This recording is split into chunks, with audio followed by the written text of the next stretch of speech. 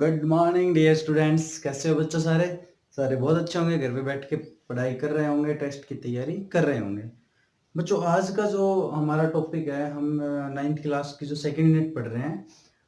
आज lecture number 12 है, उसका 11 लेक्चर ऑलरेडी हम डिलीवर कर चुके हैं। अभी 4-5 लेक्चर आएंगे आपके, थोड़े से लेंथी होंगे। जैसे पिछले लेक्चर हमारे 15 से 20 मिनट की लेंथ के होते थे। अभी कोशिश करेंगे आधे घंटे का लेक्चर लें और 4 लेक्चर में ये यूनिट खत्म करेंगे। मतलब लगा लो 15 या 16 लेक्चर तक चैप्टर नंबर सेकंड हमारा खत्म हो जाएगा और 1-2 लेक्चर उसके रिवीजन के डाल देंगे। और 17-18 लेक्चर में अराउंड टोटल अगर निकालेंगे तो हम 5 घंटा 6 घंटा का पूरा ढंग से बहुत अच्छे से अगर आप पढ़ लो तो आपको NTSC तक का पूरा सिलेबस है वो कवर हो जाएगा। उसके बाद क्वेश्चन प्रैक्टिस आप मन करे जहाँ से जितना कर सकते हो। तो आज का जो हमारा टॉपिक है, आज के लेक्चर में जो हमें पढ़ना है वो हमें पढ़ना है कंसंट्रेशन ऑफ ए सॉल्यूशन। क्या पढ़ना है? कंसंट्रेशन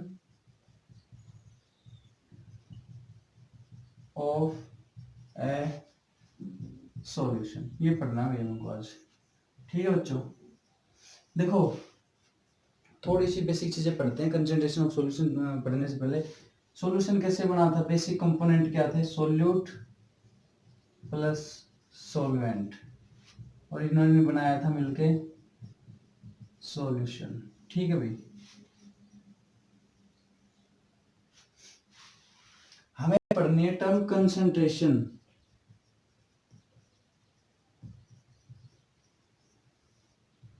कंसंट्रेशन को अगर वैसे समझें तो कंसंट्रेशन का मतलब होता है कि कितने में कितना, कि सॉल्यूशन के अंदर ये कितना है। सोल्यूट का अमाउंट, एक सॉल्यूशन के अंदर कितना सोल्यूट प्रेजेंट है उसको मेजर करते हैं उसकी कंसंट्रेशन में, कि उसकी कितनी कंसंट्रेशन है। मान लो कोई पूछे आपको कि बताओ भाई सॉल्यूशन में कितना सोल्यूट है। कॉपर सल्फेट सॉल्यूशन बनाया हुआ है, CuSO4 सॉल्यूशन हमारा, कि भाई CuSO4 का सॉल्यूशन हमारा एक्वस सॉल्यूशन, और कहिए है इसमें 5 ग्राम CuSO4 है। CuSO4 का एक सॉल्यूशन दिया हुआ आपको बीकर में डाल के, कि ये भाई CuSO4 का सॉल्यूशन है। समझ लेना भाई इसको, इससे ज्यादा कुछ नहीं है। ये हमारे पास CuSO4 का सॉल्यूशन है। सॉल्यूशन का क्या मतलब है कि उसमें सोल्यूट होगा और सॉल्वेंट होगा। सोल्यूट क्या हुआ? CuSO4। हमेशा सोल्यूट के नाम से उसकी टर्म्स बोली जाएगी। जो भी सॉल्यूशन होगा सोल्यूट के नाम को आगे रखा जाएगा। CuSO4 सॉल्यूशन है। कैसा? एक्वस। अगर कोई भी सॉल्यूशन जिसमें सॉल्वेंट वाटर होता है, कोई भी solution, any solution in which water behaves as solvent, water participate as solvent, solvent की तरह अगर किसी सॉल्यूशन में पानी लिया जाता है तो उस सॉल्यूशन को कहते हैं एक्वस सॉल्यूशन। तो कह रहा है कि CuSO4 का एक्वस सॉल्यूशन है, उसमें 5 ग्राम CuSO4 है। इसका मतलब क्या होगा कि सॉल्यूट 5 ग्राम है, सॉल्वेंट हमारा वाटर है, और मिलके इसने बना लिया CuSO4 का एक्वस सॉल्यूशन। यही तो हुआ। अब कोई पूछे कंसंट्रेशन बताओ इसमें, कंसंट्रेशन का मतलब होता है कि भाई कितना CuSO4 प्रेजेंट है उसमें। तो कितना प्रेजेंट है? 5 ग्राम, कि उसकी कंसंट्रेशन पूरे सॉल्यूशन में 5 ग्राम है, कि भाई in this solution 5 gram of aqueous 5 gram of copper sulphate present as a solute. अब इस 5 ग्राम को हर बार हम वो नहीं कर सकते ना कि कितने में है, कि भाई सॉल्यूशन कितने सॉल्यूशन में, 100 ml में, 200 ml में, 300 ml में। तो इसके 5 ग्राम को एक सिस्टमेटिक वे से डिनोट करने के लिए, रिप्रेजेंट करने के लिए टर्म्स बनाई गई, कंसंट्रेशन टर्म्स। कि कंसंट्रेशन को हम किस तरह से रिपोर्ट करेंगे, कि या तो परसेंटेज बाय मास या फिर परसेंटेज बाय वॉल्यूम। परसेंटेज का मतलब कि 5 ग्राम है भाई, आ जाए 5% वेट बाय वेट। इसका मतलब है कि जो टोटल जो हमारा सॉल्यूशन है, मान लो वो 100 ग्राम है, टोटल सॉल्यूशन 100 ग्राम है, तो उसका 5%, कि इसमें से 5 ग्राम हमारे पास CuSO4 है। ये कैसी कंसंट्रेशन हुई? वेट बाय वेट, कि 100 ग्राम टोटल, उसका 5% हमारा सॉल्यूट है, वेट बाय वेट। आ जाए कि 100 ml हमारा सॉल्यूशन है, मेजर किया हुआ ml से, और उसके अंदर 5 ml, लेकिन कॉपर सल्फेट तो सॉलिड होता है, तो 5 ग्राम, 5 ग्राम हमारा मान लो क्या है, CuSO4 सॉलिड। अब यहाँ पे अगर इसकी डेंसिटी वन मान ले कि भाई ग्राम में भी उतना है, वॉल्यूम में भी उतना है, मतलब वेट भी उतना है और वॉल्यूम भी उतना है, तो वही हो जाएगा 5% बाय वॉल्यूम। तो हम मतलब किसी भी सॉल्यूशन में उसकी कंसंट्रेशन को परसेंटेज से निकालेंगे, या तो परसेंटेज बाय मास या परसेंटेज बाय वॉल्यूम, कि ये सोल्यूट इस सॉल्यूशन का कितने परसेंट इसमें प्रेजेंट है। ये वो प्रेजेंट इसकी ग्राम की फॉर्म में हो सकता है, ml की फॉर्म में, वॉल्यूम भी हो सकता है, मास भी। तो ये जो बेसिक हमने कंसंट्रेशन टर्म्स पढ़नी है वो एक तरह से हमें बताएगी कि कितना सॉल्यूट उस सॉल्यूशन के अंदर प्रेजेंट है, बस और कुछ नहीं बताया ना, कि सॉल्यूशन के अंदर कितना सॉल्यूट प्रेजेंट है वो बताएंगे हमें कंसंट्रेशन टर्म्स।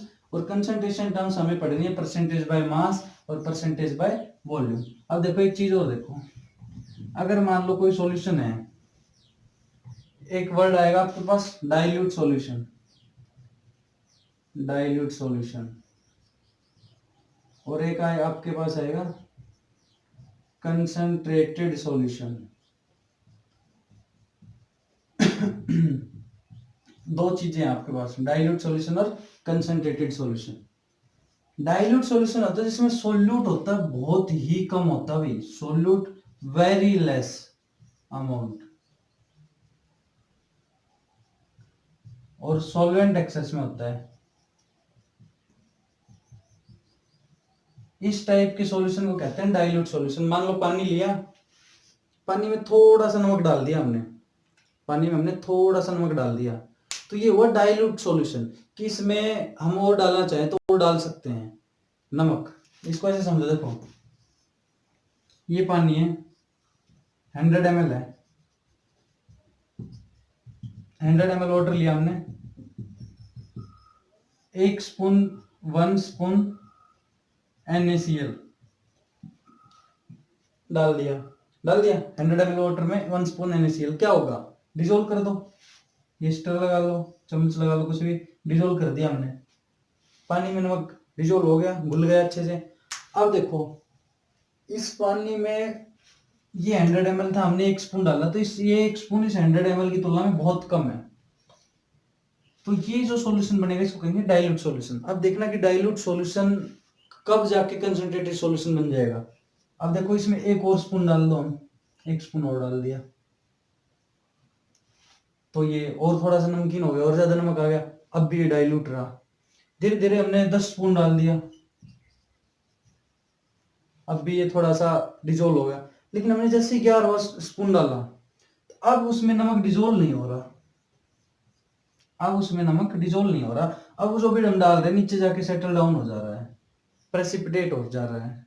रिएक्शन होती है प्रेसिपिटेशन रिएक्शन, जिसमें हम कुछ डालते हैं तो डिजोल्व होने के बजाय उतना ही अमाउंट दोबारा वापस बन जाता है। कि इसमें जो लिमिट थी इस वाटर के अंदर नमक को घोलने की लिमिट थी, वो अब खत्म हो गई है। इससे ज्यादा अब ये पानी इसको नमक को अपने अंदर डिजोल्व नहीं कर सकता। NaCl अब इस वाटर में इससे ज्यादा 10 स्पून से ज्यादा डिजोल्व नहीं होगा। अब जो ये बना है, ये बना कैसा, कंसंट्रेटेड सॉल्यूशन, कंसंट्रेटेड सॉल्यूशन। तो देखो कंसंट्रेटेड सॉल्यूशन और डाइल्यूट सॉल्यूशन को ये मैंने आपको बहुत ही आगे का बता दिया। कुछ एक बुक्स लिखेगी सीधा सिंपल लिखा है, कुछ ज्यादा नहीं, कि जिसमें लेस अमाउंट में सोल्यूट होता है वो होती है डाइल्यूट सॉल्यूशन, जिसमें मोर अमाउंट में होता है वो होता है कंसंट्रेटेड सॉल्यूशन। हमने कहा कि 100 ml की तुलना में 1 स्पून कम है तो हो जाएगा डाइल्यूट। 10 स्पून ज्यादा है, कि उसके बाद अगर हम नमक डाल रहे हैं दोबारा तो या तो डिजोल्व नहीं हो रहा ढंग से, या फिर प्रेसिपिटेशन हो रहा है, तो इसको हम कहते हैं कंसंट्रेटेड सॉल्यूशन। कर लोगे सीधा, मैं बीच का रास्ता है। कुछ एक लोग कहेंगे, आप पढ़ोगे कहीं कि भाई 1 स्पून डालेंगे तो हो जाएगा डाइल्यूट, 1 स्पून से हो जाएगा डाइल्यूट, और अगर 5 स्पून डाल दिया यही तो हो जाएगा कंसंट्रेटेड। गलत ये भी नहीं है, गलत वो भी नहीं है, अपना अपना तरीका है, समझ में आपको आना चाहिए कि लेस अमाउंट में अगर सोल्यूट है तो हो जाएगा डाइल्यूट, अगर मोर अमाउंट में है कंपेरेटिवली सॉल्वेंट के तो हो जाएगा कंसंट्रेटेड सॉल्यूशन। समझ गए, कंसंट्रेटेड सॉल्यूशन और डाइल्यूट सॉल्यूशन की टाइप्स हमें ये पढ़नी है। आज हम पढ़ेंगे कंसंट्रेशन ऑफ सॉल्यूशन। तो डेफिनेशन लिखो, क्या लिखोगे, दिखाई दे रहा है सभी को, good.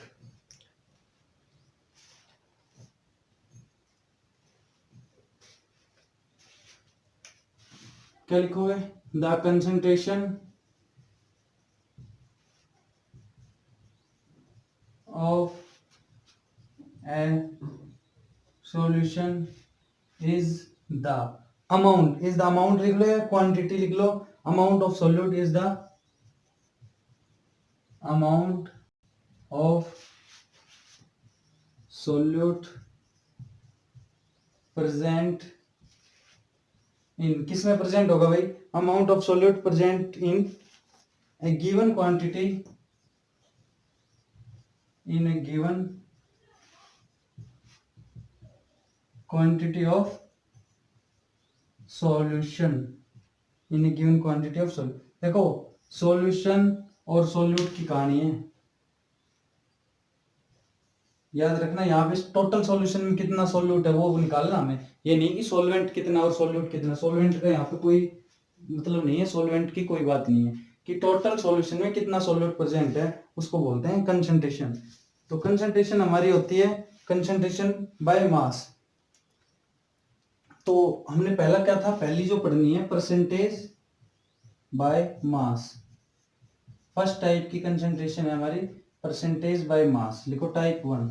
First type of concentration, types concentration of solution पढ़ रहे हैं ना, तो किस दो टाइप्स की पढ़नी है हमें, जो फर्स्ट टाइप होती है percentage by mass. Percentage by मास को हम कैसे पढ़ेंगे, परसेंटेज बाय मास को लिखो कि the concentration of solution is defined as, क्या लिखोगे, the concentration of a solution is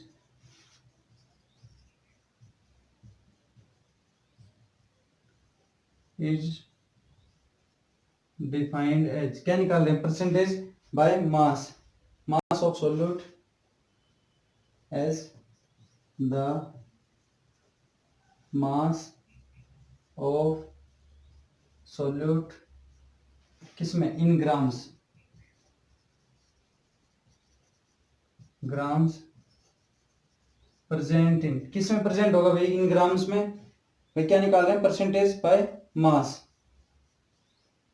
और परसेंटेज का मतलब क्या है, 100 से, 100 ग्राम ऑफ सॉल्यूशन, बस, और क्या कहानी, और कोई कहानी नहीं है। हम निकाल रहे हैं percentage by mass concentration terms. Concentration होती है कि कितना सॉल्यूट प्रेजेंट है हमारे सॉल्यूशन में, और अगर ये हम बाय मास निकाल रहे हैं तो the concentration of a solution is defined as the mass of solute in grams present in 100 gram of the solution. तो लिखोगे कैसे, अगर निकालना है तो कैसे निकालोगे, percentage concentration of solution, formula क्या बनेगा, concentration of solution is equal to क्या है, mass of solute divided by mass of solvent, और मल्टीप्लाई बाय, किसके लिए कर रहे हैं, 100, उसके लिए परसेंटेज निकाल रहे, परसेंटेज किसके लिए होता है, 100 के लिए। तो ये फॉर्मूला बन गया हमारा कि जो भी सॉल्यूट दिया हो उसके मास को, और यहाँ पे नीचे क्या आ जाएगा, सॉल्वेंट नहीं आएगा भैया, आप भी गलती मत कर लेना, परसेंट मास ऑफ सॉल्यूशन आएगा, कितना सॉल्यूशन है और उसमें कितना सॉल्यूट है उसको 100 से मल्टीप्लाई कर दो, ये आ जाएगा आपके पास उसकी कंसंट्रेशन, कर लोगे भाई। तो सॉल्यूशन में क्या होगा, सॉल्यूशन, मास ऑफ सॉल्यूशन क्या है, mass of solution is equal to mass of solute plus mass of solvent, ये है भाई कहानी, कर लोगे, दिखाई दे रहा है, नीचे वाला दिखाई नहीं दे रहा थोड़ा सा ना, mass of solute plus mass of solvent, ये होता है मास ऑफ सॉल्यूशन। तो कंसंट्रेशन बाय मास, अगर मान लो किसी का 10 gram solute present in 100 gram of solution, निकालोगे परसेंटेज, क्या करोगे, सॉल्यूट 10 दिया है, सॉल्यूशन 100 दिया है, मल्टीप्लाई बाय 100, 100 से 100 गया 10%, solution is 10% concentrated by mass, इसका कहने का मतलब ये होगा। चलो एक क्वेश्चन करते हैं, उसके बाद आपको और ज्यादा समझ में आएगा। डेफिनेशन लिख लोगे भाई, यहाँ से एक न्यूमेरिकल आ सकता है छोटा सा आपका, हालांकि ये चीजें आपको जब हायर क्लासेस में जाओगे तो बहुत पढ़ना है, 9th कर लो, 10th में इससे ऐसा कुछ है नहीं आपके, 11th और 12th में फिर से वापस लौट के आएंगे, और ज्यादा जोर से, और ज्यादा शोर से, और ज्यादा अच्छे तरीके से। मान लो आपको दिया हुआ है कि 10 ग्राम प्रेजेंट है 10 gram of solute is present in 100 gram of solution. Question है भैया, फाइंड परसेंटेज बाय मास। कैसे करोगे? परसेंटेज बाय मास का फॉर्मूला क्या है? Mass of solute divided by mass of solution multiply by 100। तो वैल्यू पुट करो इसमें। सोल्यूट कितना है? 10 ग्राम। सॉल्यूशन कितना है? 100 ग्राम और मल्टीप्लाई बाय 100। 100 से 100 गया, ग्राम से ग्राम गया, और ये आ जाएगा 10% कि ये सॉल्यूशन 10% कंसंट्रेटेड सॉल्यूशन है विद रिस्पेक्ट टू सोल्यूट। इसका मतलब है ये। अब देखो 10 ग्राम अगर हमारे पास सोल्यूट है तो सोलवेंट कितना होगा वहां पे? सोलवेंट कितना होगा भाई? जो ये 100 ग्राम है ये क्या है? सॉल्यूशन। सॉल्यूशन किससे मिलके बना है? Solute plus solvent. सॉल्यूशन आपके पास 100 है, सोल्यूट आपके पास 10 है, प्लस आपको सोलवेंट चाहिए भाई। इस 10 को इधर ले आओ, 100 माइनस 10, ये 90 आ गया आपका। तो सोलवेंट कितना है? 90। अब ये सोल्यूट के रिस्पेक्ट में 10% है। अब पूछे कि सोलवेंट का परसेंटेज बताओ है मास, तो क्या करोगे? यहाँ मास ऑफ सोल्यूट की जगह सोलवेंट कर दो, तो आ जाएगा 90 बाय 100 इंटू 100। 100 से 100 गया, ग्राम से ग्राम गया, 90%।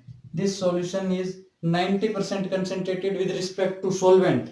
जो इसमें सोलवेंट है उसकी कंसंट्रेशन 90% है, उसका 90% पार्टिसिपेशन है सॉल्यूशन में, जबकि जो सोल्यूट हमारा उसका 10% पार्टिसिपेशन है सॉल्यूशन में। तो इस तरह से ये क्वेश्चन पूछे जाएंगे, आपको करना होगा ये क्वेश्चन। चलो एक न्यूमेरिकल करते हैं, उसके बाद नेक्स्ट टाइप पे बढ़ेंगे, वो और भी आसान है, percentage by volume.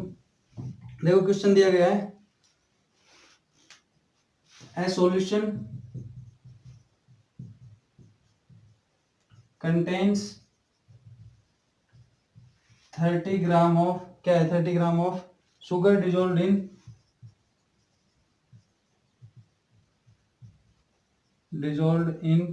370 gram of water. Calculate concentration of solution. Calculate concentration of solution. भाई क्वेश्चन सोल्व करने का सबसे पहला तरीका ऐसे लिखोगे, आंसर यहां लिखोगे आप लोग, गिवन डेटा दिया क्या क्या, कहीं भी न्यूमेरिकल आ जाएगा, ऐसे लिखोगे। Solution contain 30 gram of sugar dissolved in 370 gram of water. तो मतलब एक सॉल्यूशन है जिसमें 30, ये एक सॉल्यूशन है 30 ग्राम, तो इसमें है सोल्यूट, और यहाँ पे 370 ग्राम हमारा सॉल्वेंट, और ये बन गया दोनों मिलके सॉल्यूशन। ऐसा ही तो कुछ है, ठीक है। 30 ग्राम हमारा है सोल्यूट। सोल्यूट क्या है? शुगर। शुगर है हमारी सोल्यूट, और वो है 30 ग्राम। तो गिवन डाटा है हमारे पास, सोल्यूट 30 ग्राम है और सोलवेंट कितना है? वाटर 370 ग्राम। पहला है आपका काम, हमने जो फॉर्मूला लिखो, फॉर्मूला यूज्ड, फॉर्मूला।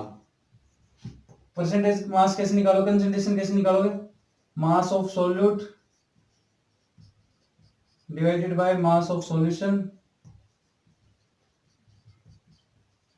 और मल्टीप्लाई बाय, किसे मल्टीप्लाई करोगे? 100 से करो। सॉल्यूट कितना है? 30 ग्राम। सॉल्यूशन कितना है? नहीं दिया हुआ, लेकिन आपको सॉल्यूट का दिया है, सॉल्वेंट का दिया, तो सॉल्यूशन क्या होता है? सॉल्यूट प्लस सॉल्वेंट और मल्टीप्लाई कर दो 100 से, तो आ जाएगा 30/400 मल्टीप्लाई बाय 100। 400 कैसे है? सोल्यूट और सोलवेंट ने मिलकर सॉल्यूशन बना लिया, 2 0 से 2 0 गई, और 7.5। तो the solution is 7.5% concentrated with respect to the solute, that is sugar. Sugar के रिस्पेक्ट में हमारा जो सॉल्यूशन है वो 7.5% कंसंट्रेटेड है। तो इस तरह से आपके कुछ न्यूमेरिकल प्रॉब्लम्स आएंगे कंसंट्रेशन टर्म्स में, इससे ज्यादा हार्ड कुछ नहीं आएगा, ये सब आपको करने हैं। इसके बाद देखो जो सेकंड हमारी टर्म आएगी कंसंट्रेशन टर्म, वो होती है परसेंटेज बाय वॉल्यूम।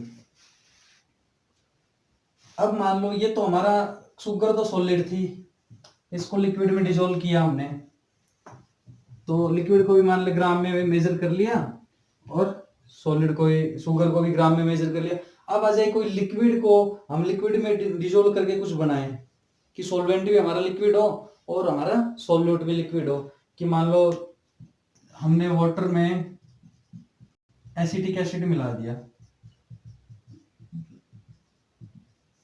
भाई ये भी लिक्विड है और ये भी लिक्विड है, ये सॉल्यूट है हमारा, ये सॉल्वेंट है, अब दोनों ही हमारे लिक्विड में। तो यहाँ पे हम वॉल्यूम को भी तो कर सकते हैं कंसिडरेशन कि भाई वहां परसेंटेज बाय मास था क्योंकि मास की कहानी बीच में आ रही थी, लेकिन यहाँ तो सारा एमएल में है, लिक्विड है, तो हम यहाँ क्या ले सकते हैं परसेंटेज बाय वॉल्यूम। तो जो हमारा नेक्स्ट है वो है परसेंटेज बाय वॉल्यूम। इसका क्या करोगे, वॉल्यूम ऑफ सॉल्यूट, मास की जगह बस वॉल्यूम करना है और कुछ नहीं, volume of solute divided by volume of solution, volume of solution multiply by 100, ये आ जाएगा आपका percentage by volume.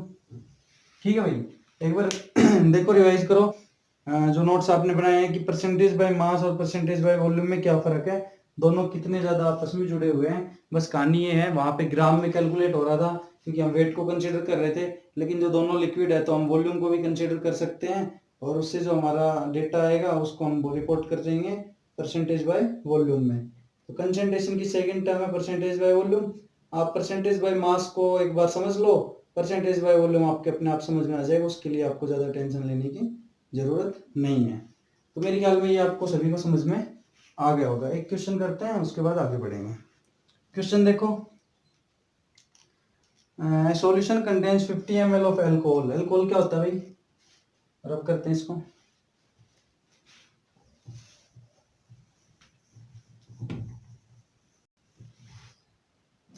A solution contain 50 ml of alcohol.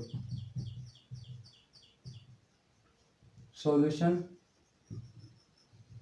contains 50 ml of alcohol. 50 ml of alcohol mixed with 150 ml of water. Mixed with 150 ml of water. आगे क्या कह रहा है, आगे कह रहा है calculate the concentration of the solution. Calculate the concentration of the solution. Concentration निकालनी है, क्या करोगे, आंसर पे क्या लिखोगे, गिवन डेटा। क्या दिया है भाई, देखो पहचान करो सॉल्यूट क्या है, सॉल्वेंट क्या है। 50 ml क्या है, अल्कोहल, तो अल्कोहल क्या है, सॉल्यूट, अल्कोहल सॉल्यूट कितना है 50 ml। उसके बाद देखो क्या है 150 ml क्या है, वाटर, ये क्या हुआ सॉल्वेंट, ये कितना है 150 ml। तब बताओ सॉल्यूशन कितना ml हुआ टोटल, साथ साथ कैलकुलेट कर लो, 200 ml। ये आपके पास आ गया पूरा गिवन डेटा। कंसंट्रेशन पूछ रहा है तो लिखो फॉर्मूला। फॉर्मूला कैसे लिखते हैं कि volume of solute divided by volume of solution